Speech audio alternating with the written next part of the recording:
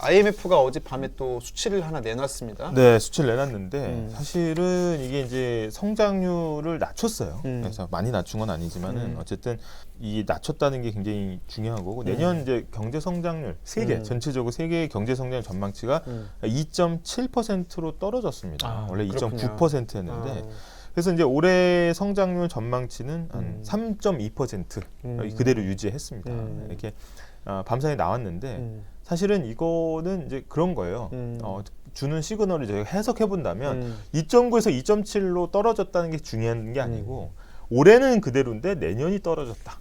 이걸 조금 주의 깊게 봐야 되는 핵심이고 포인트. 네. 올해는 금리 인상의 시동을 본격적으로 건 해 아니겠습니까? 맞습니다. 예. 그러니까 거의 뭐 레이싱으로 치면은 기어를 바꾼 거야. 타닥타닥.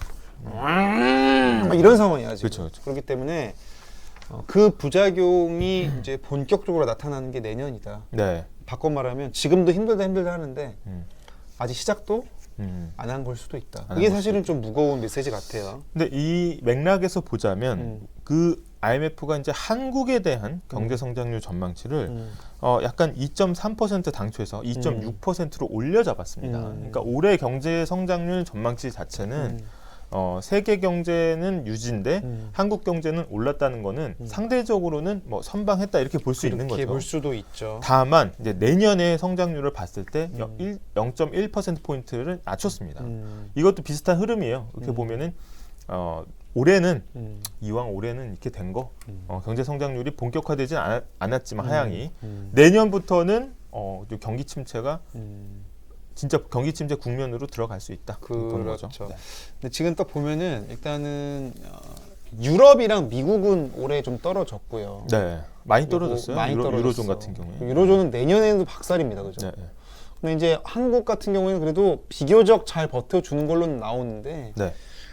그래도 힘든 거죠. 힘들기는. 양극화가 또 심한 상태에서의 데이터이기 때문에. 네. 김혜희님, 오잉? 러시아는 오히려 높아진 거 아닌가요? 그러셨는데. 네, 러시아 같은 경우에는 사실 이게 뭐 수치를 정상적인 상황에서 놓고 추세를 분석할 수는 없어요. 그래서 전시기 때문에 그런 거고. 물론 이제 이게 반영이 됐는지 모르겠습니다만 어쨌든 이제 경제 성장률을 추정을 할 때 약간 이제 직관하고 배치된 부분이 있긴 있습니다. 예를 들어서 이제 큰 지진이 나거나 자연재해가 나거나 하면은 경제 성장률이 오릅니다. 올라요? 오릅니다. 왜? 왜냐하면 이제 저희가 이제 크게 노동과 자본으로 나눠 보지 않습니까? 근데 이 자본 스톡이 이제 기간이 파괴되면서 이제 거기에 대해서 복구하는 이제 자본 투자가 일어나면서 사실은 경제 성장률이 더 높게 나올 수는 있습니다. 착시죠, 착시. 그러니까 그거네요. 그러니까 내가 근손실이 벌어졌는데 운동해서 근육이 늘어나니까 이게 성장하는 것처럼 또 비춰지는. 아니 그런 건 있어. 예를 들어서 헬스장에서 계속 이렇게 하시는 분들은 그날에 이제 성장이 잘 안 보이잖아. 이미 빵빵하니까. 빵빵하니까. 근데 한 1년 쉬다가 갔어. 그럼 뼈만 남았잖아. 배는 나오고. 그치. 그때 몇 번 들면은 확 좋아지지. 약간 그런 거랑 똑같아요. 예, 성장 함수가. 그러면은 러시아도 약간 좀 비슷한 상황일 수 있겠네요. 뭐 그게 반영되는지 모르겠습니다만 제가 볼 때는 전시 상황이기 때문에 이건 액면 그대로 받아들이기 좀 어렵다라는 겁니다. 예. 또 중요한 거는 기저효과도 있을 수 있고요, 당연히. 중요한 건 이제 러시아로 인해서 네.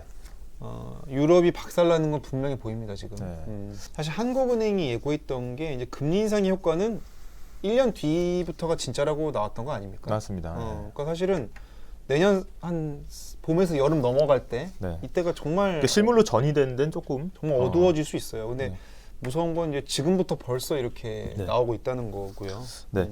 그래서 사실은 이제 IMF에서도 어떻게 보면은 이제 전망치들이 속속 나오고 있는데 이런 전망 중에서 IMF의 수석 이코노미스트의 논평이 하나 나왔는데, 그러니까 2년이 더 지속될 거다. 이런 물가 상승, 물가와의 2년? 앞으로 2년 정도가 더 될 거고 이제 피에르 올리비에르 이제 구린차스라는 이제 수석 구린차스? 구린차스. 이름이 구린차스 수석이야. 구린차스. 그래서 이분이 뭐라고 얘기했냐면 이게 이제 대부분 중앙은행들이 이제 목표치로 삼은 물가 상승률이 2%대거든요. 그렇죠. 2%대까지 이제 안정화되려면 한참 남았다는 거예요, 아직은. 그래서 이게 2024년이나 돼야 이 목표에 근접할 거다. 그럼 뭐예요? 지금 금리를 올린 이유가 물가 때려잡겠다고 금리를 올리는 건데. 그렇죠. 이게 2024년까지 고물가가 지속이 되면 그때까지 그 금리가 떨어지긴 쉽지 않다는 겁니다. 네.